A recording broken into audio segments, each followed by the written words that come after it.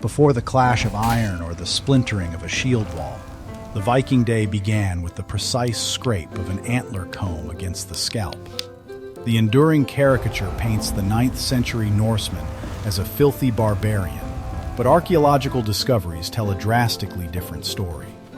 Beneath the frozen Scandinavian earth, warrior graves consistently yield meticulously crafted grooming kits, including bronze tweezers, ear spoons, and combs riveted from the hardened antlers of red deer and elk.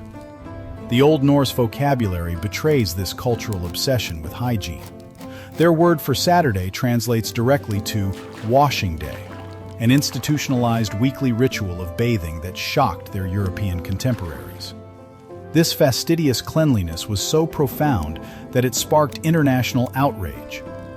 An English chronicler recorded bitter complaints that Norsemen bathed weekly, combed their hair daily, and changed their garments so frequently that they became dangerously irresistible to local noblewomen. Yet this meticulous personal discipline was merely a reflection of a much harsher reality. The true war of the Viking Age, spanning from the late 8th century to the twilight of 1066, was not waged solely on the damp coastlines of Britain. It was a cyclical battle against the Scandinavian climate itself. In this frozen theater, survival was not guaranteed by the swing of an axe, but by absolute logistical perfection. The northern environment was entirely unforgiving of human error. A single blighted harvest, a miscalculated grain store, or a drafty seam in a timber dwelling meant certain starvation long before the spring ice fractured. To endure the looming shadow of winter, the Norse engineered a society where every calorie was fiercely guarded, and every daily action was a calculated strike against the suffocating cold. As the spring thaw fractured the ice, the homestead transformed into a highly organized production facility. Free farmers, known as carls, wrestled the damp earth using iron-tipped ards to break the heavy soils. They frantically sowed staple crops of barley and rye during a narrow growing window. Simultaneously, enslaved thralls engaged in the grueling labor of felling timber to repair longships and fortify the settlement. They harvested dense oak for structural pillars and pine for wall planks, reinforcing massive longhouses that stretched up to 30 meters. These vast timber structures were heavily packed with wattle, daub, and thick layers of turf, engineered to trap every degree of precious thermal energy. While the fleets sailed outward for wealth, the domestic front line became a factory of caloric preservation. In coastal outposts, thousands of prepared cod were lashed together by their tails and hoisted onto pyramidal wooden drying racks known as gel. There, the frigid and salty winds evaporated 80% of the moisture from the fish. This relentless exposure cured the flesh into rock-hard stockfish that remained edible for years without spoiling. Inland, the autumn livestock reduction required an equally meticulous approach to survival. Herds were systematically thinned so the animals would not consume the precious winter grain reserves of the community. The meat was fermented, packed tightly in salt, or hung to cure in the constant and stinging haze of the central hearth inside the longhouse. Every task within the settlement functioned as a calculated defense against the incoming freeze.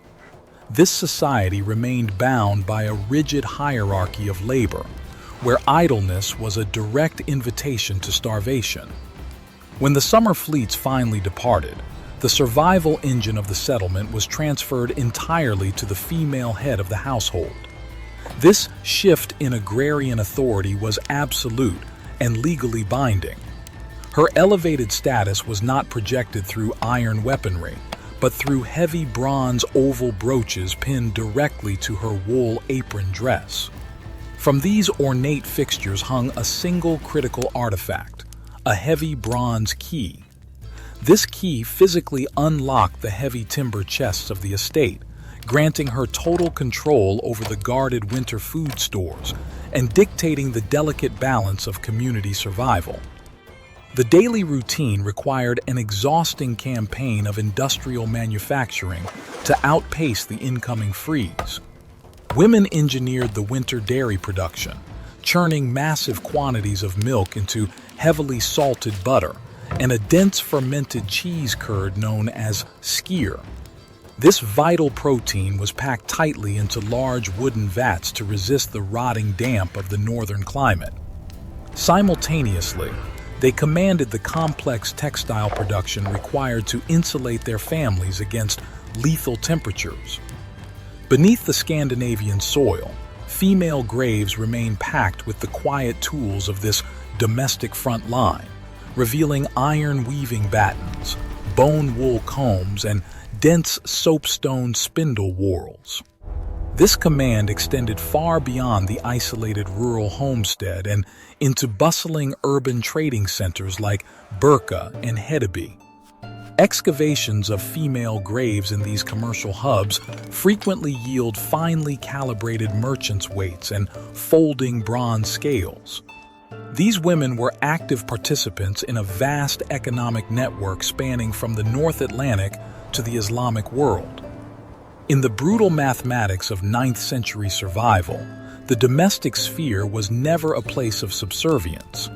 It was the primary logistical command center, and these women operated as its undisputed architects. The ultimate test of this societal machine arrived with the suffocating polar night, when the sun abandoned the northern sky. As temperatures plummeted toward -30 degrees Celsius, the community retreated into their highly engineered thermal fortress. The windowless timber walls of the longhouse were packed tightly with damp moss and clay to seal out lethal drafts. Above them, the pitched roof was heavily draped in layers of birch bark and living sod. This heavy earthen blanket functioned as a massive insulator, trapping every fraction of radiant warmth generated inside. Inside the hall, survival demanded the strict management of a harsh microclimate.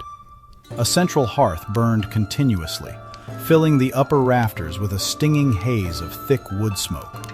This toxic cloud operated as a deliberate thermal dome that actively reflected radiant heat downward toward the inhabitants.